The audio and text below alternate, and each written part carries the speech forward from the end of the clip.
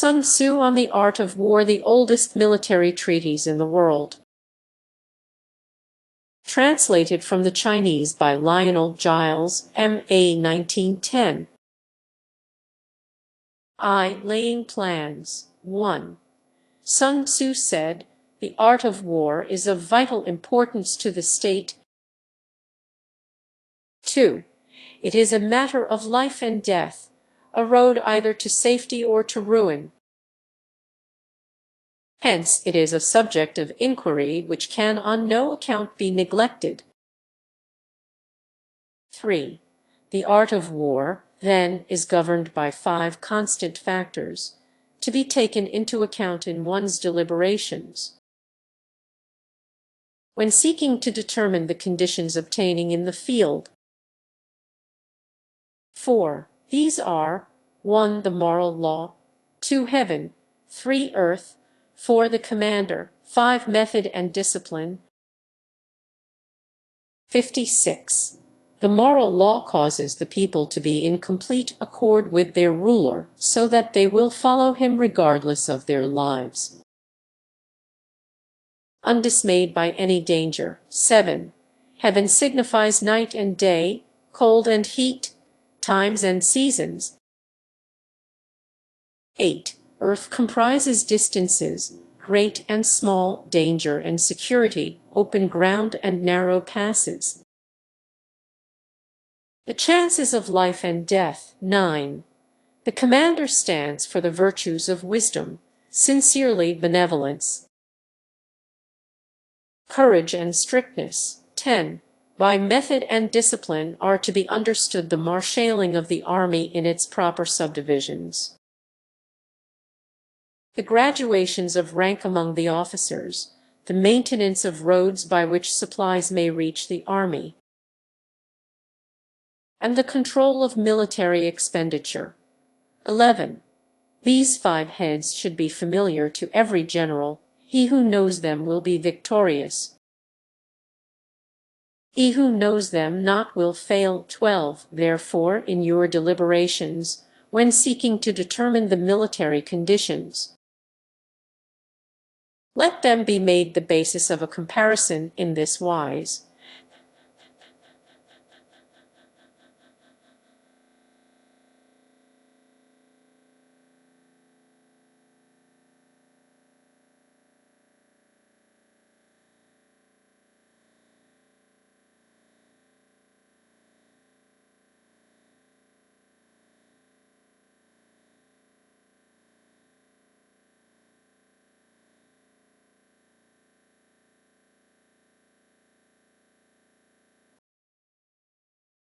(13) 1. Which of the 2 sovereigns is imbued with the moral law? 2. Which of the 2 generals has most ability? 3. With whom lie the advantages derived from heaven and earth? 4. On which side is discipline most rigorously enforced? 5. Which army is stronger? 6. On which side are officers and men more highly trained? 7. In which army is there the greater constancy both in reward and punishment? 14.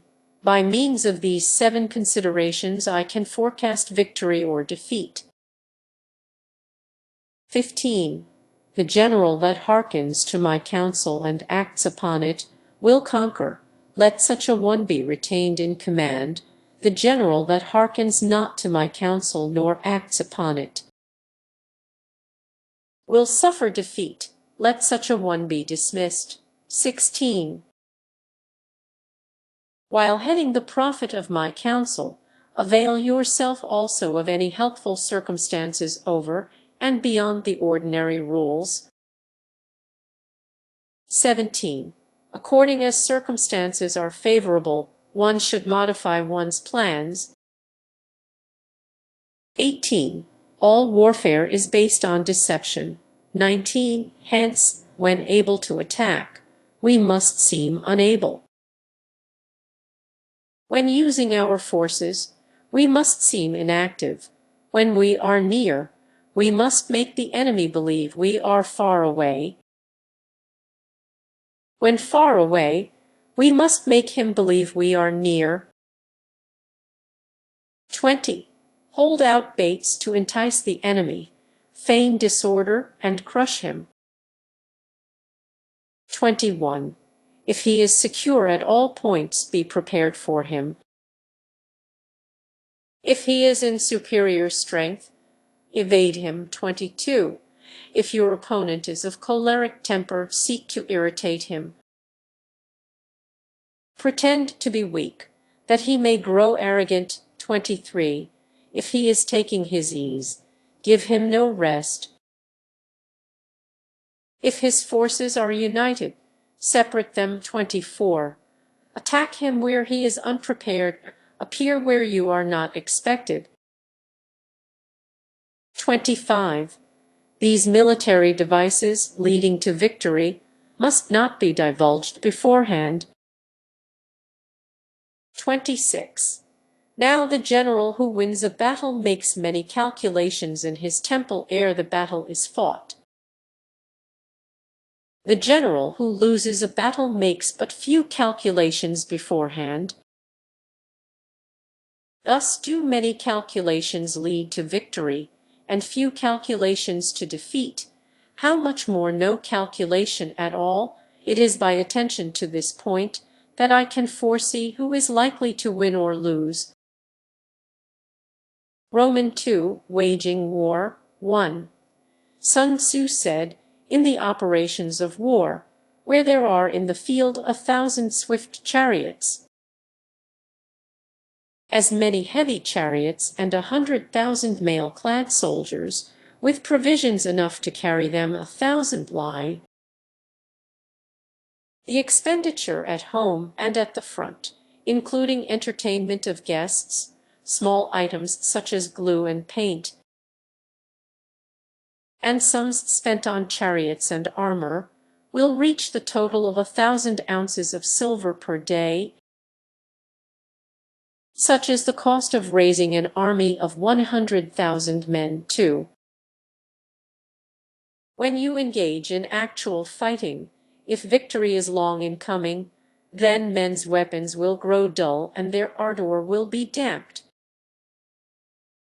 If you lay siege to a town, you will exhaust your strength. 3. Again, if the campaign is protracted, the resources of the state will not be equal to the strain. 4. Now, when your weapons are dulled, your ardor damped, your strength exhausted, and your treasure spent, other chieftains will spring up to take advantage of your extremity. Then no man, however wise, will be able to avert the consequences that must ensue. 5. Thus, though we have heard of stupid haste in war, cleverness has never been seen associated with long delays. 6. There is no instance of a country having benefited from prolonged warfare. 7. It is only one who is thoroughly acquainted with the evils of war that can thoroughly understand the profitable way of carrying it on. 8. The skillful soldier does not raise a second levy, neither are his supply wagons loaded more than twice. 9. Bring war material with you from home, but forage on the enemy. Thus the army will have food enough for its needs. 10. Poverty of the state exchequer causes an army to be maintained by contributions from a distance. Contributing to maintain an army at a distance causes the people to be impoverished. 11. On the other hand, the proximity of an army causes prices to go up, and high prices cause the people's substance to be drained away. 12. When their substance is drained away, the peasantry will be afflicted by heavy exactions. 13-14. With this loss of substance and exhaustion of strength, the homes of the people will be stripped bare, and 3/10 of their income will be dissipated, while government expenses for broken chariots, worn-out horses, breastplates and helmets, bows and arrows, spears and shields, protective mantles, draft oxen and heavy wagons, will amount to 4/10 of its total revenue, 15. Hence, a wise general makes a point of foraging on the enemy. 1 cartload of the enemy's provisions is equivalent to 20 of one's own, and likewise a single pickle of his provender is equivalent to 20 from one's own store. 16. Now, in order to kill the enemy, our men must be roused to anger, that there may be advantage from defeating the enemy. They must have their rewards. 17. Therefore, in chariot fighting, when 10 or more chariots have been taken, those should be rewarded who took the first. Our own flags should be substituted for those of the enemy, and the chariots mingled and used in conjunction with ours. The captured soldiers should be kindly treated and kept. 18. This is called using the conquered foe to augment one's own strength. 19. In war, then, let your great object be victory, not lengthy campaigns. 20. Thus it may be known that the leader of armies is the arbiter of the people's fate, the man on whom it depends whether the nation shall be in peace or in peril. Roman 3. Attack by stratagem. 1. Sun Tzu said, in the practical art of war, the best thing of all is to take the enemy's country whole and intact. To shatter and destroy it is not so good. So, too, it is better to recapture an army entire than to destroy it. To capture a regiment, a detachment, or a company entire than to destroy them. 2. Hence to fight and conquer in all your battles is not supreme excellence. Supreme excellence consists in breaking the enemy's resistance without fighting. 3. Thus the highest form of generalship is to balk the enemy's plans, the next best is to prevent the junction of the enemy's forces. The next in order is to attack the enemy's army in the field, and the worst policy of all is to besiege walled cities. 4. The rule is not to besiege walled cities if it can possibly be avoided. The preparation of mantlets, movable shelters, and various implements of war will take up 3 whole months, and the piling up of mounds over against the walls will take 3 months more. 5. The general, unable to control his irritation, will launch his men to the assault like swarming ants, with the result that 1/3 of his men are slain, while the town still remains untaken. Such are the disastrous effects of a siege. 6. Therefore the skillful leader subdues the enemy's troops without any fighting. He captures their cities without laying siege to them. He overthrows their kingdom without lengthy operations in the field. 7. With his forces intact, he will dispute the mastery of the empire, and thus, without losing a man, his triumph will be complete. This is the method of attacking by stratagem. 8. It is the rule in war, if our forces are 10 to the enemy's 1, to surround him if 5 to 1, to attack him if twice as numerous, to divide our army into 2. 9. If equally matched, we can offer battle. If slightly inferior in numbers, we can avoid the enemy. If quite unequal in every way, we can flee from him. 10. Hence, Though an obstinate fight may be made by a small force, in the end it must be captured by the larger force. 11. Now the general is the bulwark of the state, if the bulwark is complete at all points. The state will be strong; if the bulwark is defective, the state will be weak. 12. There are 3 ways in which a ruler can bring misfortune upon his army.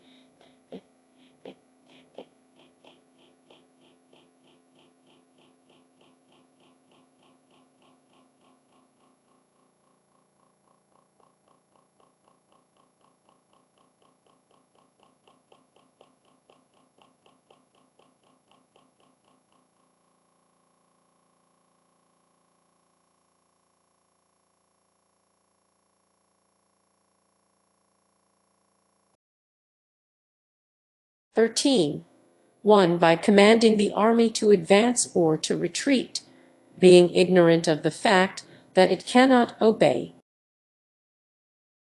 This is called hobbling the army. 14. 2. By attempting to govern an army in the same way as he administers a kingdom, being ignorant of the conditions which obtain in an army. This causes restlessness in the soldiers' minds. 15. 3. By employing the officers of his army without discrimination, through ignorance of the military principle of adaptation to circumstances. This shakes the confidence of the soldiers. 16. But when the army is restless and distrustful, trouble is sure to come from the other feudal princes. This is simply bringing anarchy into the army and flinging victory away. 17. Thus we may know that there are 5 essentials for victory. 1. He will win who knows when to fight and when not to fight. 2. He will win who knows how to handle both superior and inferior forces. 3. He will win whose army is animated by the same spirit throughout all its ranks. 4. He will win who, prepared himself, waits to take the enemy unprepared. 5. He will win who has military capacity and is not interfered with by the sovereign. 18.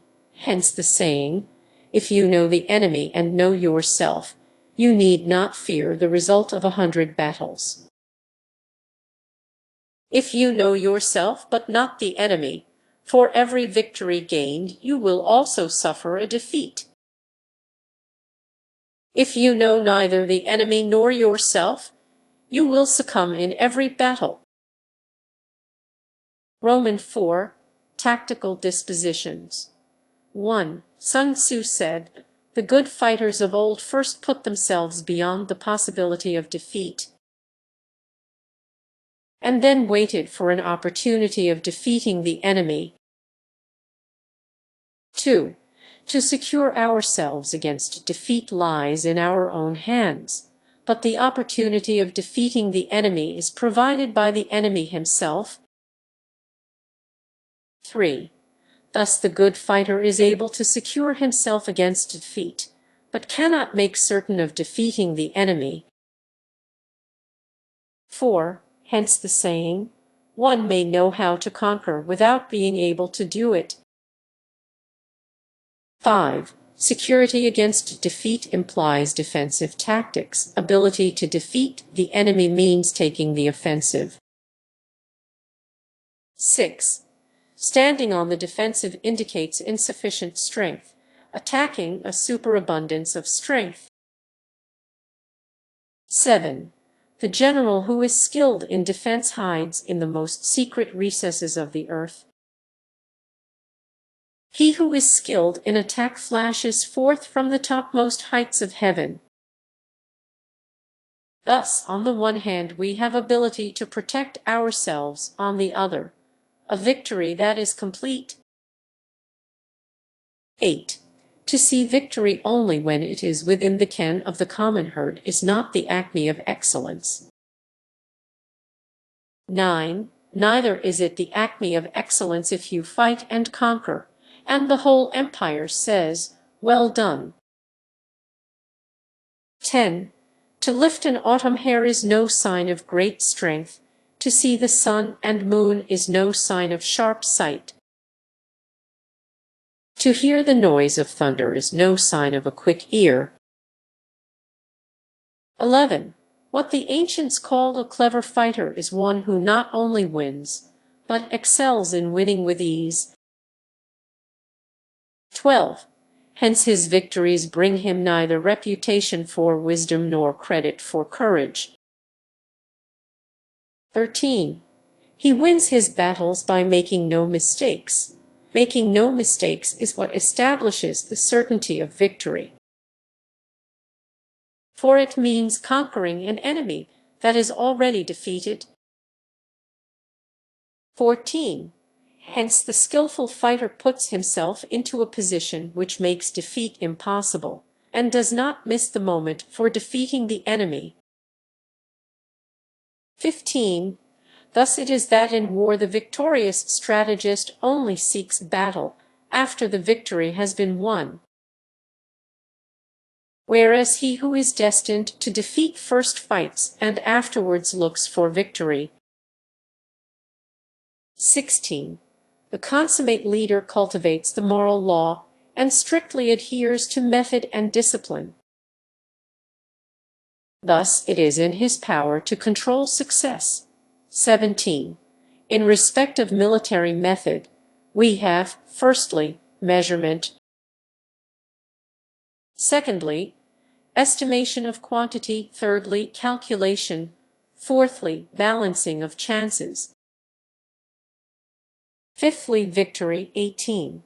Measurement owes its existence to earth, estimation of quantity to measurement, calculation to estimation of quantity, balancing of chances to calculation, and victory to balancing of chances. 19. A victorious army opposed to a routed one is as a pound's weight placed in the scale against a single grain. 20. The onrush of a conquering force is like the bursting of pent-up waters into a chasm 1,000 fathoms deep. V. Energy. 1. Sun Tzu said, "The control of a large force is the same principle as the control of a few men. It is merely a question of dividing up their numbers." 2. Fighting with a large army under your command is nowise different from fighting with a small one. It is merely a question of instituting signs and signals. 3. To ensure that your whole host may withstand the brunt of the enemy's attack and remain unshaken, this is effected by maneuvers direct and indirect. 4. That the impact of your army may be like a grindstone dashed against an egg, this is effected by the science of weak points and strong. 5. 6. Indirect tactics, efficiently applied, are inexhaustible as heaven and earth, unending as the flow of rivers and streams. Like the sun and moon, they end but to begin anew. Like the 4 seasons, they pass away to return once more. 7.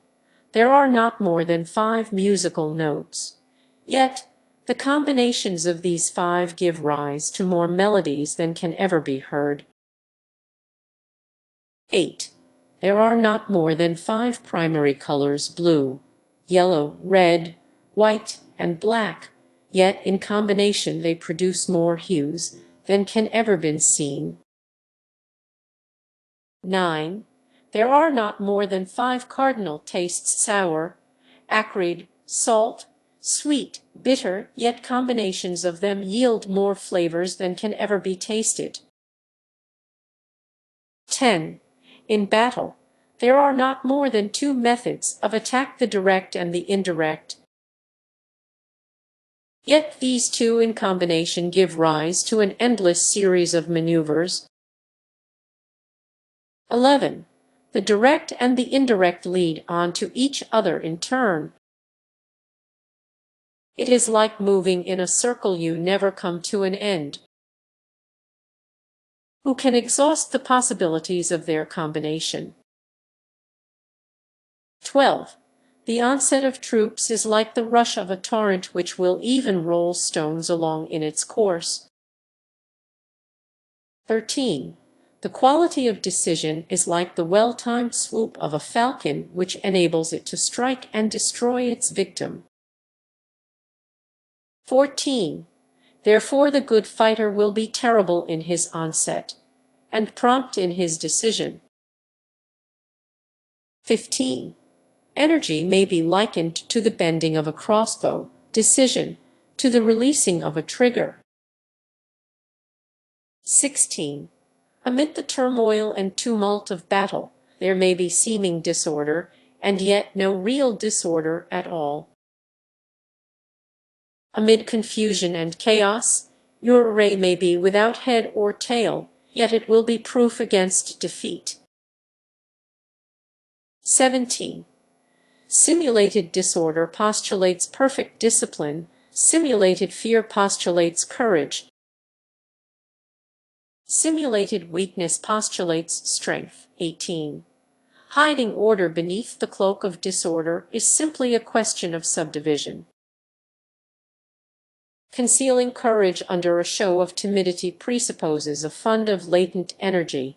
Masking strength with weakness is to be effected by tactical dispositions. 19.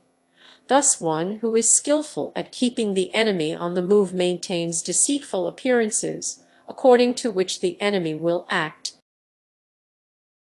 He sacrifices something, that the enemy may snatch at it. 20. By holding out baits, he keeps him on the march, then with a body of picked men he lies in wait for him. 21. The clever combatant looks to the effect of combined energy, and does not require too much from individuals. Hence, his ability to pick out the right men and utilize combined energy. 22. When he utilizes combined energy, his fighting men become as it were like unto rolling logs or stones. For it is the nature of a log or stone to remain motionless on level ground, and to move when on a slope. If four-cornered, to come to a standstill, but if round-shaped, to go rolling down. 23. Thus the energy developed by good fighting men is as the momentum of a round stone rolled down a mountain thousands of feet in height. So much on the subject of energy vi, weak points and strong. 1. Sun Tzu said, "Whoever is first in the field, and awaits the coming of the enemy, will be fresh for the fight. Whoever is second in the field, and has to hasten to battle, will arrive exhausted." 2.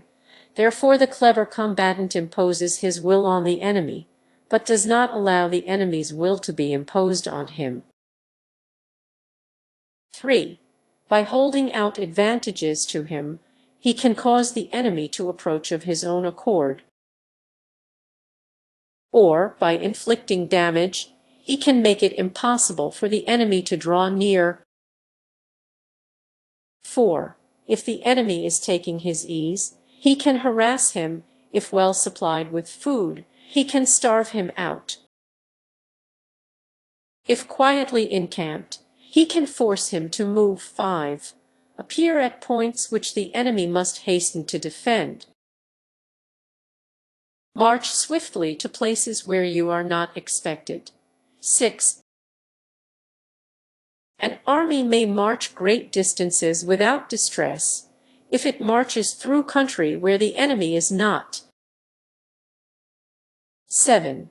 You can be sure of succeeding in your attacks if you only attack places which are undefended. You can ensure the safety of your defense if you only hold positions that cannot be attacked. 8. Hence that general is skillful in attack, whose opponent does not know what to defend. And he is skillful in defense, whose opponent does not know what to attack. 9. O divine art of subtlety and secrecy, through you we learn to be invisible, and hence we can hold the enemy's fate in our hands. 10. You may advance and be absolutely irresistible, if you make for the enemy's weak points. You may retire and be safe from pursuit if your movements are more rapid than those of the enemy. 11. If we wish to fight, the enemy can be forced to an engagement even though he be sheltered behind a high rampart and a deep ditch. All we need do is attack some other place that he will be obliged to relieve. 12. All we need do is to throw something odd and unaccountable in his way. 13. By discovering the enemy's dispositions and remaining invisible ourselves, we can keep our forces concentrated, while the enemy's must be divided. 14. We can form a single united body, while the enemy must split up into fractions. Hence there will be a whole pitted against separate parts of a whole, which means that we shall be many to the enemy's few. 15. And if we are able thus to attack an inferior force with a superior one, our opponents will be in dire straits. 16. The spot where we intend to fight must not be made known, for then the enemy will have to prepare against a possible attack at several different points. And his forces being thus distributed in many directions, the numbers we shall have to face at any given point will be proportionately few. 17. For should the enemy strengthen his van, he will weaken his rear. Should he strengthen his rear, he will weaken his van. Should he strengthen his left, he will weaken his right. Should he strengthen his right, he will weaken his left. If he sends reinforcements everywhere, he will everywhere be weak. 18. Numerical weakness comes from having to prepare against possible attacks. Numerical strength, from compelling our adversary to make these preparations against us. 19.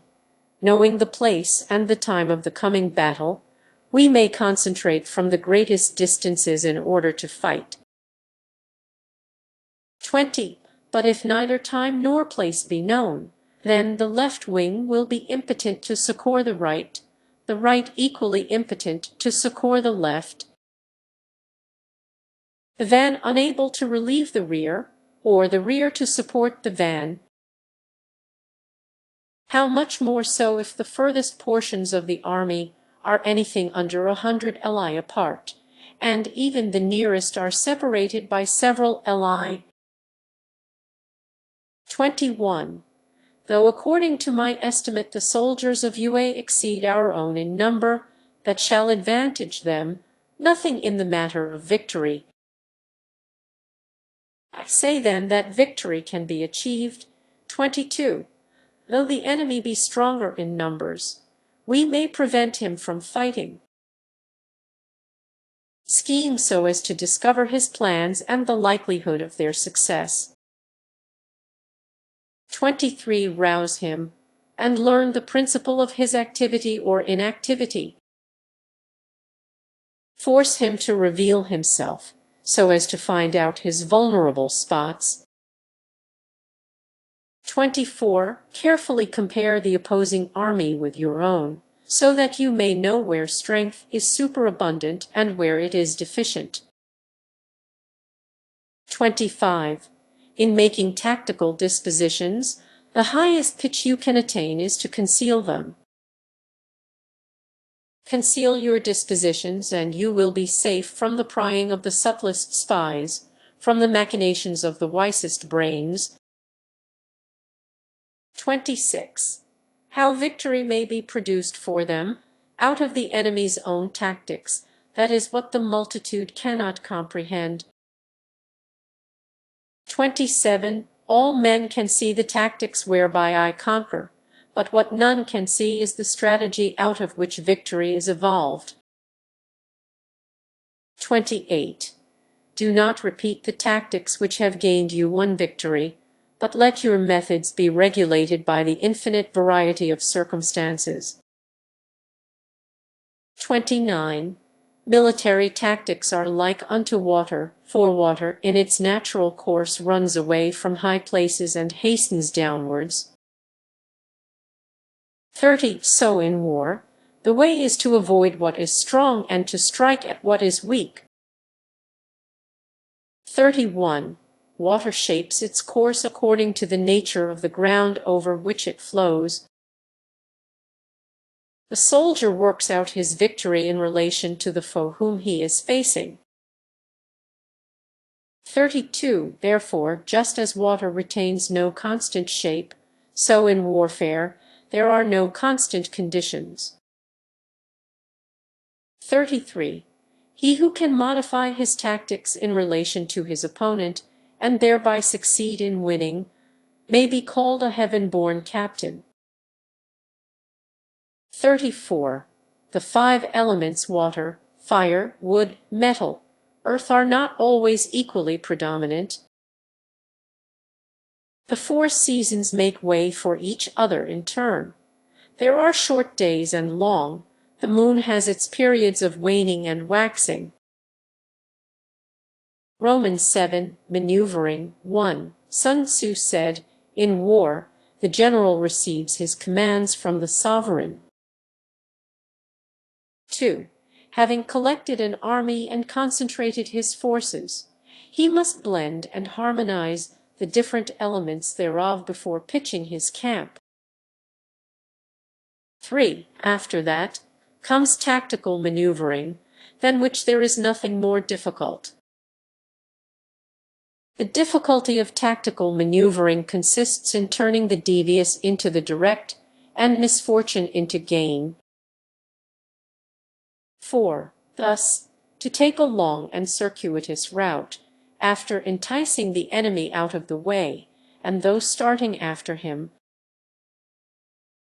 to contrive to reach the goal before him, shows knowledge of the artifice of deviation. 5. Maneuvering with an army is advantageous, with an undisciplined multitude, most dangerous. 6. If you set a fully equipped army in march in order to snatch an advantage, the chances are that you will be too late. On the other hand, to detach a flying column for the purpose involves the sacrifice of its baggage and stores.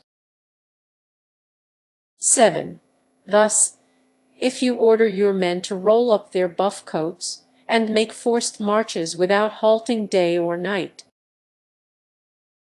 covering double the usual distance at a stretch, doing 100 li in order to wrest an advantage, the leaders of all your 3 divisions will fall into the hands of the enemy. 8. The stronger men will be in front, the jaded ones will fall behind, and on this plan only 1/10 of your army will reach its destination. 9. If you march 50 li in order to outmaneuver the enemy, you will lose the leader of your first division, and only half your force will reach the goal. 10. If you march 30 li with the same object, 2/3 of your army will arrive. 11. We may take it then that an army without its baggage train is lost, without provisions it is lost, without bases of supply it is lost. 12. We cannot enter into alliances until we are acquainted with the designs of our neighbors. 13. We are not fit to lead an army on the march unless we are familiar with the face of the country, its mountains and forests, its pitfalls and precipices, its marshes and swamps. 14. We shall be unable to turn natural advantage to account unless we make use of local guides. 15. In war, practice dissimulation, and you will succeed. 16. Whether to concentrate or to divide your troops must be decided by circumstances. 17. Let your rapidity be that of the wind, your compactness that of the forest. 18. In raiding and plundering be like fire, is immovability like a mountain. 19. Let your plans be dark and impenetrable as night, and when you move, fall like a thunderbolt. 20. When you plunder a countryside, let the spoil be divided amongst your men. When you capture new territory, cut it up into allotments for the benefit of the soldiery. 21. Ponder and deliberate before you make a move. 22. He will conquer who has learnt the artifice of deviation, such is the art of maneuvering. 23. The Book of Army Management says, on the field of battle, the spoken word does not carry far enough, hence the institution of gongs and drums. Nor can ordinary objects be seen clearly enough, hence the institution of banners and flags. 24. Gongs and drums, banners and flags, are means whereby the ears and eyes of the host may be focused on one particular point. 25. The host thus forming a single united body, is it impossible either for the brave to advance alone, or for the cowardly to retreat alone. This is the art of handling large masses of men. 26. In night fighting, then, make much use of signal fires and drums, and in fighting by day of flags and banners, as a means of influencing the ears and eyes of your army. 27. A whole army may be robbed of its spirit. A commander-in-chief may be robbed of his presence of mind. 28. Now a soldier's spirit is keenest in the morning, by noonday it has begun to flag, and in the evening his mind is bent only on returning to camp. 29. A clever general, therefore, avoids an army when its spirit is keen, but attacks it when it is sluggish and inclined to return. This is the art of studying moods. 30. Disciplined and calm, to await the appearance of disorder and hubbub amongst the enemy. This is the art of retaining self-possession. 31. To be near the goal while the enemy is still far from it, to wait at ease while the enemy is toiling and struggling. To be well fed while the enemy is famished. This is the art of husbanding one's strength. 32. To refrain from intercepting an enemy whose banners are in perfect order, to refrain from attacking an army drawn up in calm and confident array. This is the art of studying circumstances. 33. It is a military axiom not to advance uphill against the enemy, nor to oppose him when he comes downhill. 34. Do not pursue an enemy who simulates flight. Do not attack soldiers whose temper is keen. 35. Do not swallow bait offered by the enemy.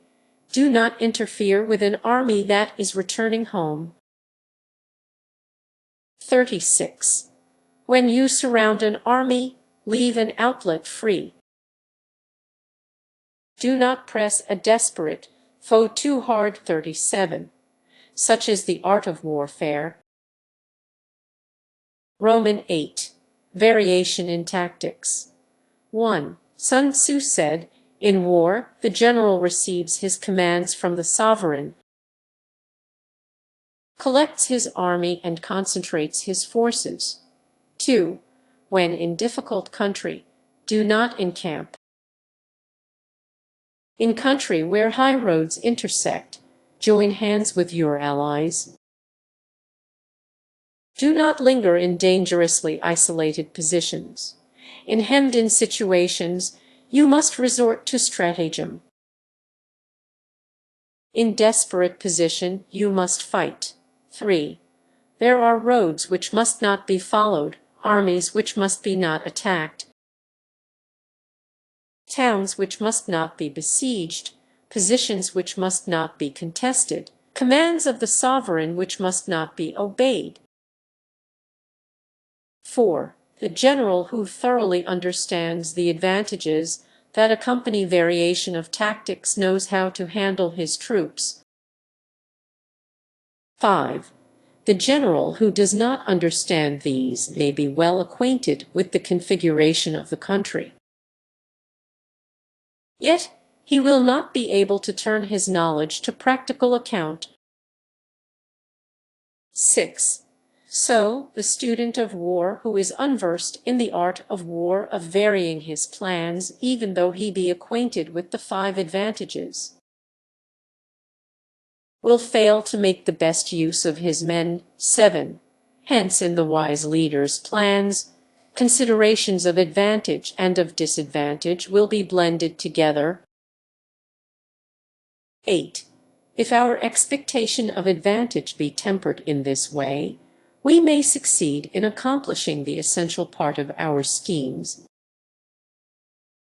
9. If, on the other hand, in the midst of difficulties we are always ready to seize an advantage, we may extricate ourselves from misfortune. 10. Reduce the hostile chiefs by inflicting damage on them, and make trouble for them, and keep them constantly engaged. Hold out specious allurements, and make them rush to any given point. 11. The art of war teaches us to rely not on the likelihood of the enemy's not coming, but on our own readiness to receive him. Not on the chance of his not attacking, but rather on the fact that we have made our position unassailable. 12. There are 5 dangerous faults which may affect a general. 1. Recklessness, which leads to destruction. 2. Cowardice, which leads to capture. 3. A hasty temper, which can be provoked by insults. 4. A delicacy of honor which is sensitive to shame. 5. Over-solicitude for his men, which exposes him to worry and trouble. 13. These are the 5 besetting sins of a general, ruinous to the conduct of war. 14.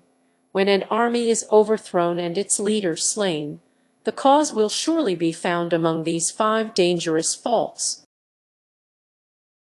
Let them be a subject of meditation. Roman 9. The army on the march. 1. Sun Tzu said, "We come now to the question of encamping the army, and observing signs of the enemy. Pass quickly over mountains and keep in the neighborhood of valleys." 2. Camp in high places, facing the sun. Do not climb heights in order to fight. So much for mountain warfare. 3.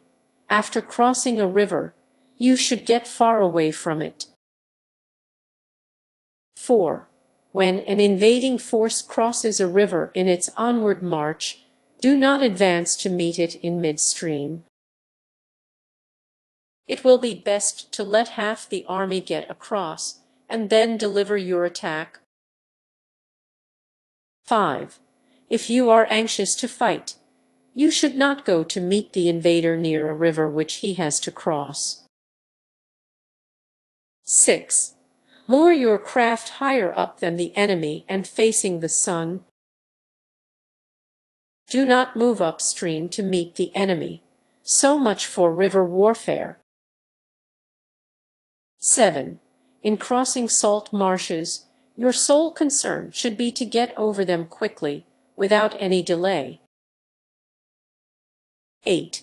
If forced to fight in a salt marsh, you should have water and grass near you, and get your back to a clump of trees. So much for operations in salt marshes. 9. In dry, level country, take up an easily accessible position, with rising ground to your right and on your rear, so that the danger may be in front and safety lie behind. So much for campaigning in flat country. 10. These are the 4 useful branches of military knowledge which enabled the Yellow Emperor to vanquish 4 several sovereigns. 11. All armies prefer high ground to low and sunny places to dark. 12. If you are careful of your men, and camp on hard ground, the army will be free from disease of every kind. This will spell victory. 13. When you come to a hill or a bank, occupy the sunny side, with the slope on your right rear. Thus you will at once act for the benefit of your soldiers and utilize the natural advantages of the ground. 14. When, in consequence of heavy rains up country, a river which you wish to ford is swollen and flecked with foam, you must wait until it subsides. 15. Country in which there are precipitous cliffs with torrents running between, deep natural hollows, confined places, tangled thickets, quagmires, and crevices, should be left with all possible speed and not approached. 16. While we keep away from such places, we should get the enemy to approach them. While we face them, we should let the enemy have them on his rear. 17. If in the neighborhood of your camp there should be any hilly country, ponds surrounded by aquatic grass, hollow basins filled with reeds, or woods with thick undergrowth, they must be carefully routed out and searched. For these are places where men in ambush or insidious spies are likely to be lurking. 18. When the enemy is close at hand and remains quiet, he is relying on the natural strength of his position. 19. When he keeps aloof and tries to provoke a battle, he is anxious for the other side to advance. 20. If his place of encampment is easy of access, he is tendering a bait. 21. Movement amongst the trees of a forest shows that the enemy is advancing. The appearance of a number of screens in the midst of thick grass means that the enemy wants to make us suspicious. 22. The rising of birds in their flight is the sign of an ambuscade. Startled beasts indicate that a sudden attack is coming. 23. When there is dust rising in a high column, it is the sign of chariots advancing. When the dust is low, but spread over a wide area, it betokens the approach of infantry. When it branches out in different directions, it shows that parties have been sent to collect firewood. A few clouds of dust moving to and fro signify that the army is encamping. 24. Humble words and increased preparations are signs that the enemy is about to advance. Violent language and driving forward as if to the attack are signs that he will retreat. 25. When the light chariots come out first and take up a position on the wings, it is a sign that the enemy is forming for battle. 26. Peace proposals unaccompanied by a sworn covenant indicate a plot. 27. When there is much running about, and the soldiers fall into rank, it means that the critical moment has come. 28. When some are seen advancing and some retreating, it is a lure.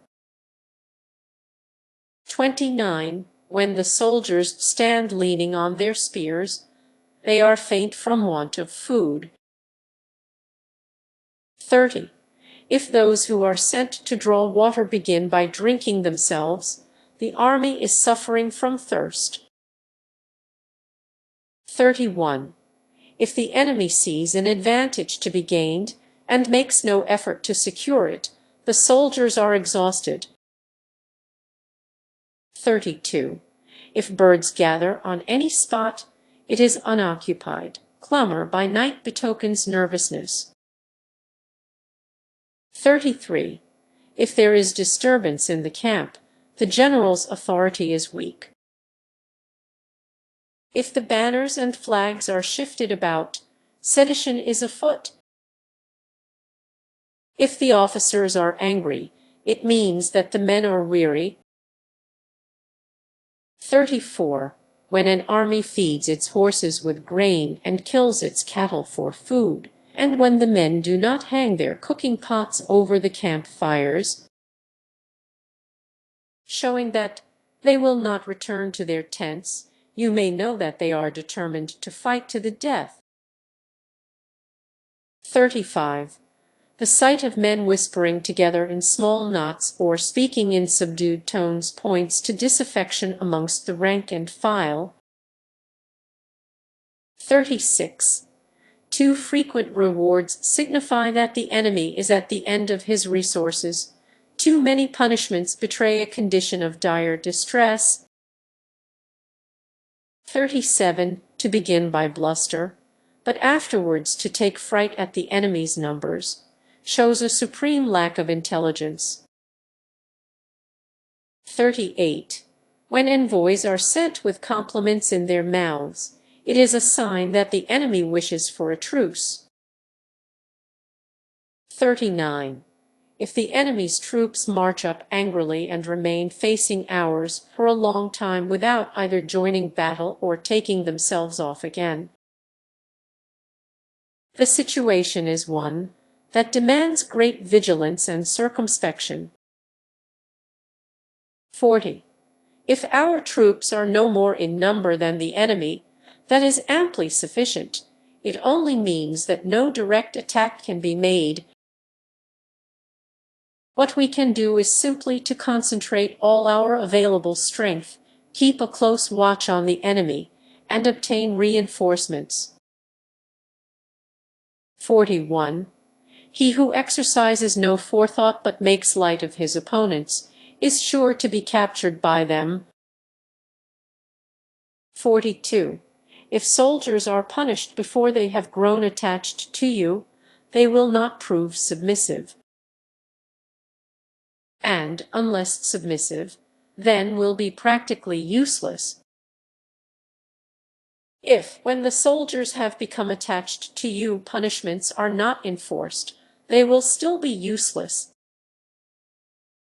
43. Therefore soldiers must be treated in the first instance with humanity, but kept under control by means of iron discipline. This is a certain road to victory. 44. If in training soldiers commands are habitually enforced, the army will be well disciplined. If not, its discipline will be bad. 45.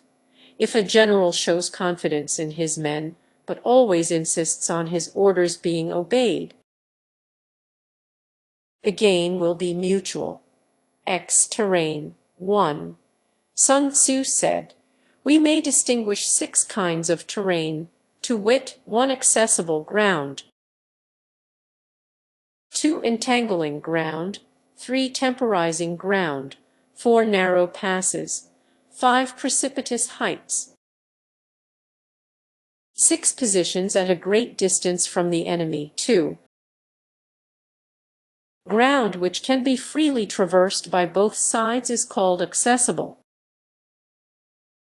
3. With regard to ground of this nature, be before the enemy in occupying the raised and sunny spots, and carefully guard your line of supplies. Then you will be able to fight with advantage. 4. Ground which can be abandoned, but is hard to reoccupy is called entangling. 5. From a position of this sort, if the enemy is unprepared, you may sally forth and defeat him. But if the enemy is prepared for your coming, and you fail to defeat him, then return being impossible. Disaster will ensue. 6. When the position is such that neither side will gain by making the first move, it is called temporizing ground. 7.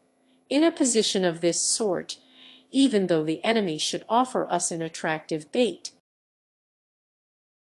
it will be advisable not to stir forth, but rather to retreat, thus enticing the enemy in his turn.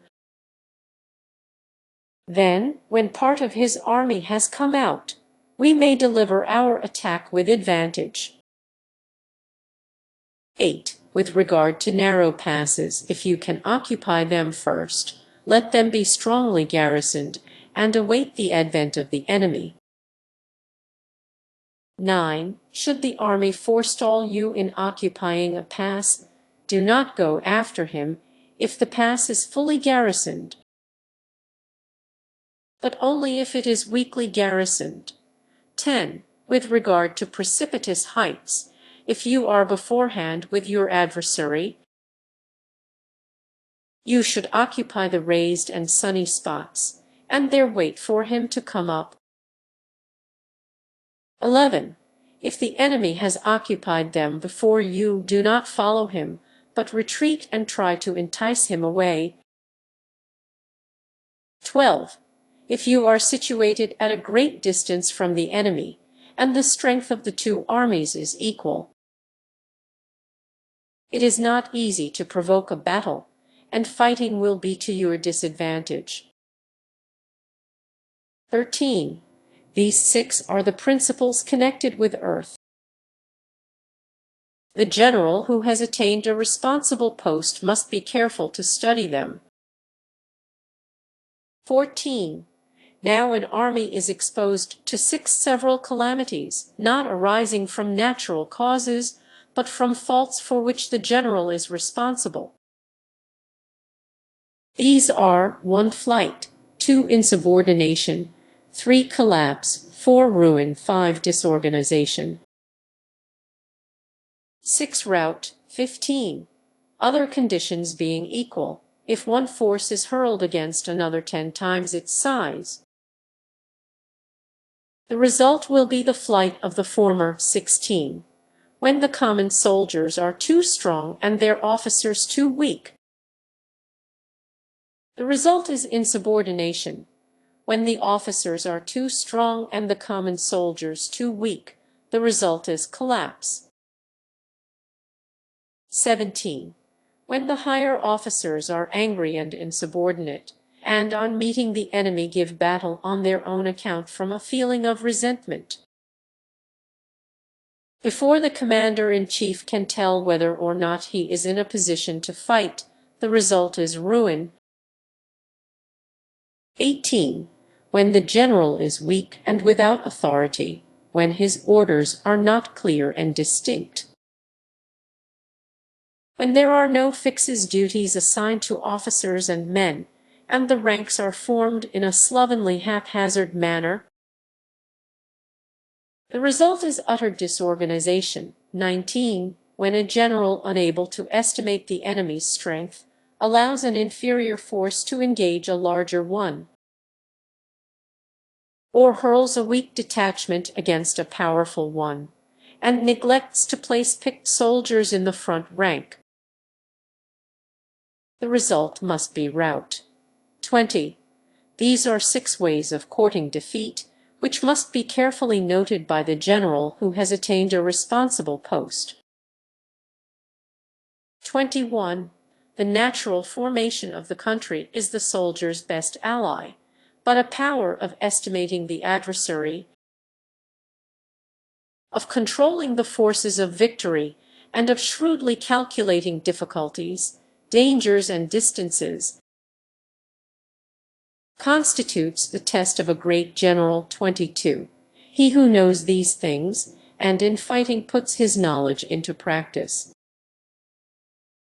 will win his battles. He who knows them not, nor practices them, will surely be defeated. 23. If fighting is sure to result in victory, then you must fight, even though the ruler forbid it. If fighting will not result in victory, then you must not fight even at the ruler's bidding. 24. The general who advances without coveting fame and retreats without fearing disgrace, whose only thought is to protect his country and do good service for his sovereign, is the jewel of the kingdom. 25. Look upon them as your own beloved sons, and they will stand by you even unto death. 26. If, however, you are indulgent, but unable to make your authority felt, kind-hearted, but unable to enforce your commands, and incapable, moreover, of quelling disorder, then your soldiers must be likened to spoilt children. They are useless for any practical purpose. 27. If we know that our own men are in a condition to attack, but are unaware that the enemy is not open to attack, we have gone only halfway towards victory. 28. If we know that the enemy is open to attack, but are unaware that our own men are not in a condition to attack, we have gone only halfway towards victory. 29. If we know that the enemy is open to attack, and also know that our men are in a condition to attack, but are unaware that the nature of the ground makes fighting impracticable, we have still gone only halfway towards victory. 30. Hence the experienced soldier, once in motion, is never bewildered, once he has broken camp. 31. Hence the saying, if you know the enemy and know yourself, your victory will not stand in doubt. If you know heaven and know earth, you may make your victory complete. Roman 11. The 9 situations. 1. Sun Tzu said, the art of war recognizes 9 varieties of ground: 1. Dispersive ground, 2. Facile ground, 3. Contentious ground, 4. Open ground, 5. Ground of intersecting highways, 6. Serious ground, 7. Difficult ground, 8. Hemmed-in ground, 9. Desperate ground. 2. When a chieftain is fighting in his own territory, it is dispersive ground. 3. When he has penetrated into hostile territory, but to no great distance, it is facile ground. 4. Ground the possession of which imports great advantage to either side is contentious ground.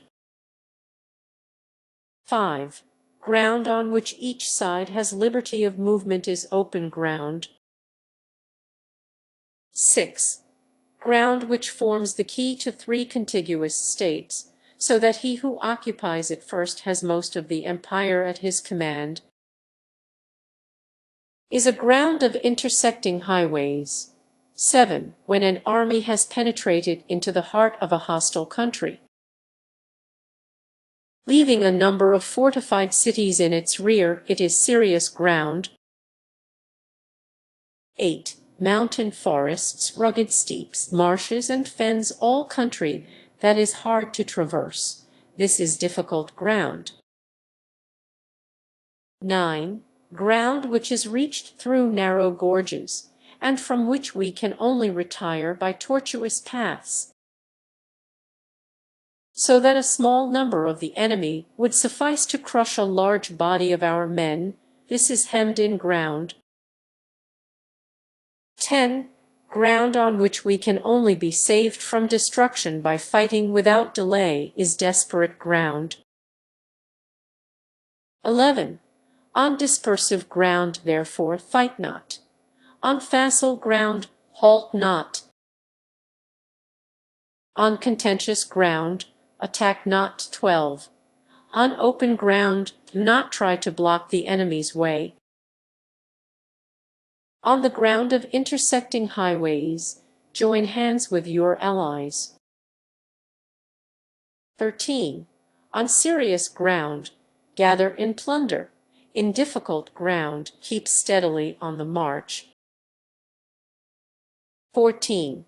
On hemmed-in ground, resort to stratagem. On desperate ground, fight.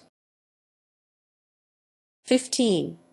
Those who were called skillful leaders of old knew how to drive a wedge between the enemy's front and rear, to prevent cooperation between his large and small divisions, to hinder the good troops from rescuing the bad, the officers from rallying their men. 16. When the enemy's men were united, they managed to keep them in disorder. 17. When it was to their advantage, they made a forward move. When otherwise, they stopped still. 18. If asked how to cope with a great host of the enemy in orderly array and on the point of marching to the attack, I should say, begin by seizing something which your opponent holds dear, then he will be amenable to your will.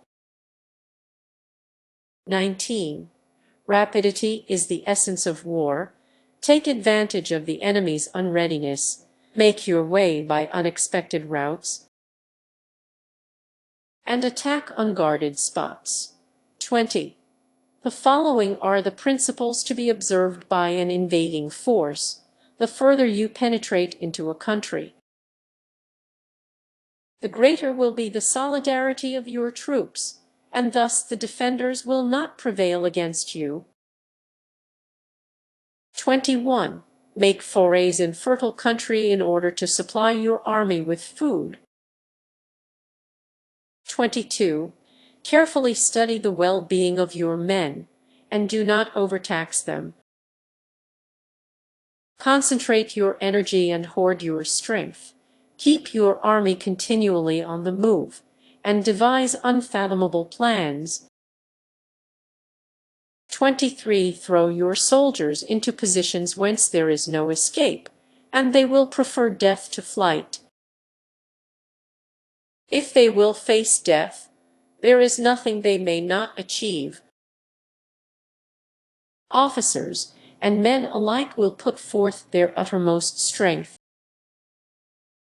24. Soldiers, when in desperate straits, lose the sense of fear. If there is no place of refuge, they will stand firm. If they are in hostile country, they will show a stubborn front. If there is no help for it, they will fight hard. 25. Thus, without waiting to be marshaled, the soldiers will be constantly on the qui vive. Without waiting to be asked, they will do your will. Without restrictions, they will be faithful. Without giving orders, they can be trusted. 26. Prohibit the taking of omens, and do away with superstitious doubts. Then, until death itself comes, no calamity need be feared. 27. If our soldiers are not overburdened with money, it is not because they have a distaste for riches. If their lives are not unduly long, it is not because they are disinclined to longevity. 28. On the day they are ordered out to battle, your soldiers may weep, those sitting up bedewing their garments, and those lying down letting the tears run down their cheeks. But let them once be brought to bay, and they will display the courage of a Chu or a Kui. 29. The skillful tactician may be likened to the Shuaijan. Now the Shuaijan is a snake that is found in the Shuaijan mountains. Strike at its head, and you will be attacked by its tail. Strike at its tail, and you will be attacked by its head. Strike at its middle, and you will be attacked by head and tail both. 30. Asked if an army can be made to imitate the Shuaijan, I should answer, yes. For the men of Wu and the men of Yue are enemies, yet, if they are crossing a river in the same boat and are caught by a storm, they will come to each other's assistance just as the left hand helps the right. 31. Hence it is not enough to put one's trust in the tethering of horses, and the burying of chariot wheels in the ground. 32. The principle on which to manage an army is to set up one standard of courage which all must reach. 33. How to make the best of both strong and weak?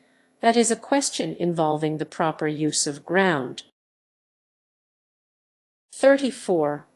Thus the skillful general conducts his army just as though he were leading a single man, willy-nilly. By the hand. 35. It is the business of a general to be quiet and thus ensure secrecy, upright and just, and thus maintain order. 36.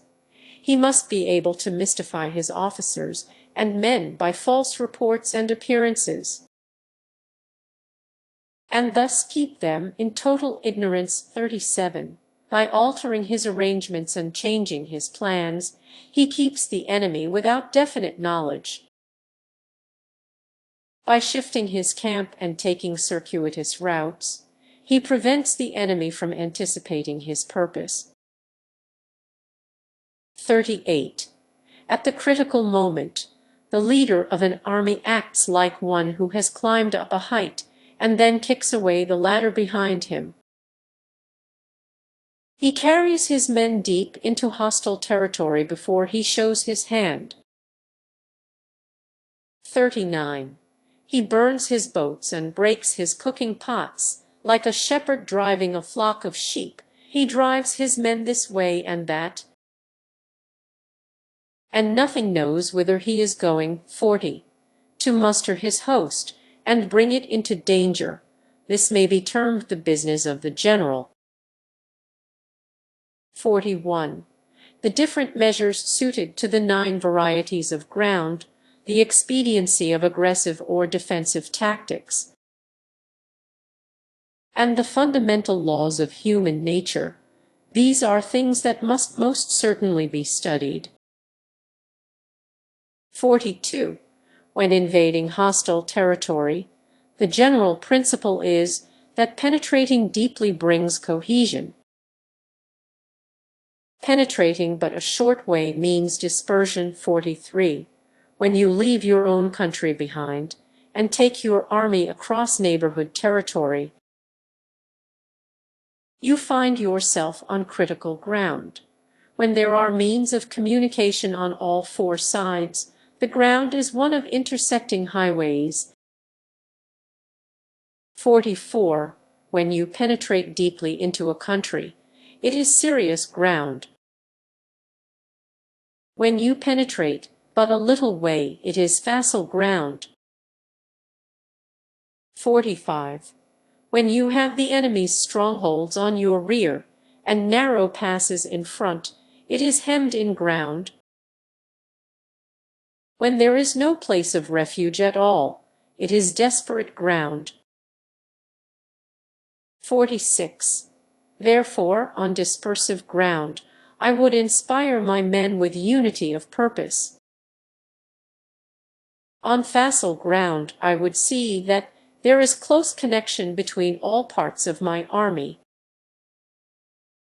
47. On contentious ground, I would hurry up my rear. 48. On open ground, I would keep a vigilant eye on my defenses. On ground of intersecting highways, I would consolidate my alliances. 49. On serious ground, I would try to ensure a continuous stream of supplies.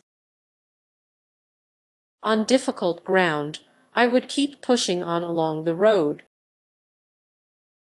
50. On hemmed-in ground, I would block any way of retreat. On desperate ground, I would proclaim to my soldiers the hopelessness of saving their lives. 51. For is the soldier's disposition to offer an obstinate resistance when surrounded, to fight hard when he cannot help himself, and to obey promptly when he has fallen into danger. 52. We cannot enter into alliance with neighboring princes until we are acquainted with their designs. We are not fit to lead an army on the march unless we are familiar with the face of the country, its mountains and forests, its pitfalls and precipices, its marshes and swamps. We shall be unable to turn natural advantages to account unless we make use of local guides. 53. To be ignored of any one of the following 4 or 5 principles does not befit a warlike prince. 54. When a warlike prince attacks a powerful state, his generalship shows itself in preventing the concentration of the enemy's forces. He overawes his opponents, and their allies are prevented from joining against him. 55. Hence he does not strive to ally himself with all and sundry, nor does he foster the power of other states. He carries out his own secret designs, keeping his antagonists in awe. Thus he is able to capture their cities and overthrow their kingdoms. 56. Bestow rewards without regard to rule. Issue orders without regard to previous arrangements. And you will be able to handle a whole army as though you had to do with but a single man. 57. Confront your soldiers with the deed itself. Never let them know your design. When the outlook is bright, bring it before their eyes, but tell them nothing when the situation is gloomy. 58. Place your army in deadly peril, and it will survive. Plunge it into desperate straits, and it will come off in safety. 59. For it is precisely when a force has fallen into harm's way that is capable of striking a blow for victory. 60. Success in warfare is gained by carefully accommodating ourselves to the enemy's purpose. 61. By persistently hanging on the enemy's flank, we shall succeed in the long run in killing the commander-in-chief. 62. This is called ability to accomplish a thing by sheer cunning. 63. On the day that you take up your command, block the frontier passes, destroy the official tallies, and stop the passage of all emissaries. 64. Be stern in the council chamber, so that you may control the situation. 65. If the enemy leaves a door open, you must rush in. 66. Forestall your opponent by seizing what he holds dear, and subtly contrive to time his arrival on the ground. 67. Walk in the path defined by rule, and accommodate yourself to the enemy until you can fight a decisive battle. 68.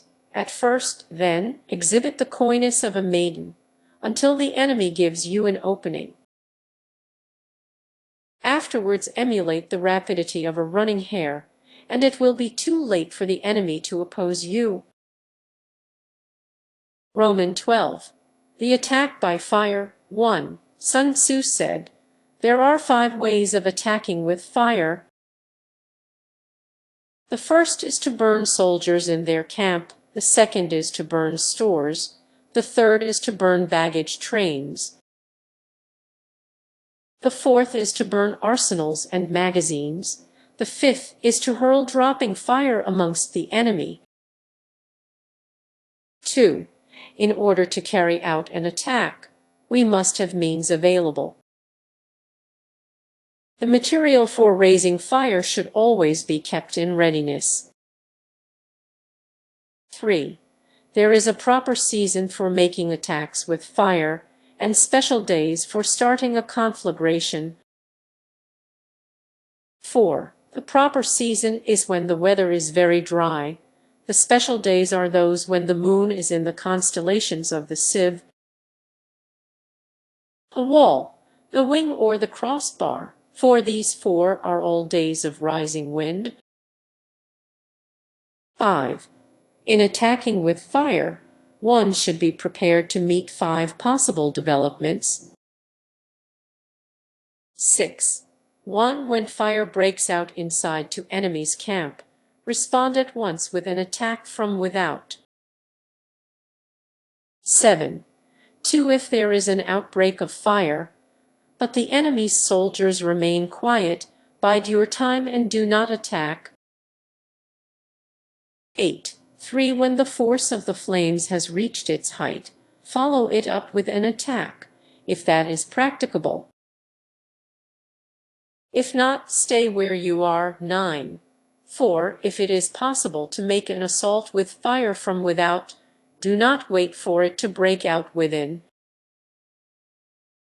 but deliver your attack at a favorable moment. 10. 5. When you start a fire, be to windward of it. Do not attack from the leeward. 11.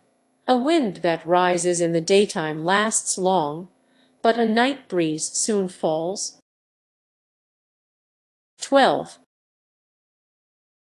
And a watch kept for the proper days. 13. Hence those who use fire as an aid to the attack show intelligence. Those who use water as an aid to the attack gain an accession of strength. 14. By means of water, an enemy may be intercepted, but not robbed of all his belongings. 15. Unhappy is the fate of one who tries to win his battles and succeed in his attacks without cultivating the spirit of enterprise, for the result is waste of time and general stagnation. 16. Hence the saying, "The enlightened ruler lays his plans well ahead, the good general cultivates his resources." 17. Move not unless you see an advantage. Use not your troops unless there is something to be gained. Fight not unless the position is critical. 18. No ruler should put troops into the field merely to gratify his own spleen. No general should fight a battle simply out of pique. 19. If it is to your advantage, make a forward move. If not, stay where you are. 20. Anger may in time change to gladness. Vexation may be succeeded by content. 21. But a kingdom that has once been destroyed can never come again into being, nor can the dead ever be brought back to life. 22. Hence the enlightened ruler is heedful, and the good general full of caution. This is the way to keep a country at peace and an army intact. Roman 13. The use of spies. 1. Sun Tzu said, raising a host of 100,000 men and marching them great distances entails heavy loss on the people and a drain on the resources of the state. The daily expenditure will amount to 1,000 ounces of silver. There will be commotion at home and abroad, and men will drop down exhausted on the highways. As many as 700,000 families will be impeded in their labor. 2. Hostile armies may face each other for years, striving for the victory which is decided in a single day. This being so, to remain in ignorance of the enemy's condition simply because one grudges the outlay of 100 ounces of silver in honors and emoluments, is the height of inhumanity. 3. One who acts thus is no leader of men, no present help to his sovereign, no master of victory. 4. Thus what enables the wise sovereign and the good general to strike and conquer, and achieve things beyond the reach of ordinary men, is foreknowledge. 5. Now this foreknowledge cannot be elicited from spirits, it cannot be obtained inductively from experience, nor by any deductive calculation. 6. Knowledge of the enemy's dispositions can only be obtained from other men. 7. Hence the use of spies, of whom there are 5 classes: 1. Local spies, 2. Inward spies, 3. Converted spies, 4. Doomed spies, 5. Surviving spies. 8. When these 5 kinds of spy are all at work, none can discover the secret system. This is called divine manipulation of the threads. It is the sovereign's most precious faculty. 9. Having local spies means employing the services of the inhabitants of a district. 10. Having inward spies, making use of officials of the enemy. 11. Having converted spies, getting hold of the enemy's spies and using them for our own purposes. 12. Having doomed spies, doing certain things openly for purposes of deception, and allowing our spies to know of them and report them to the enemy. 13. Surviving spies, finally, are those who bring back news from the enemy's camp. 14. Hence it is that which none in the whole army are more intimate relations to be maintained than with spies. None should be more liberally rewarded. In no other business should greater secrecy be preserved. 15. Spies cannot be usefully employed without a certain intuitive sagacity. 16. They cannot be properly managed without benevolence and straightforwardness. 17. Without subtle ingenuity of mind, one cannot make certain of the truth of their reports. 18. Be subtle, and use your spies for every kind of business. 19. If a secret piece of news is divulged by a spy before the time is ripe. 20. Whether the object be to crush an army, to storm a city, or to assassinate an individual, it is always necessary to begin by finding out the names of the attendants, the aides de camp and doorkeepers and sentries of the general in command. Our spies must be commissioned to ascertain these. 21. The enemy's spies who have come to spy on us must be sought out, tempted with bribes, led away and comfortably housed. Thus they will become converted spies and available for our service. 22. It is through the information brought by the converted spy that we are able to acquire and employ local and inward spies. 23. It is owing to his information, again, that we can cause the doomed spy to carry false tidings to the enemy. 24.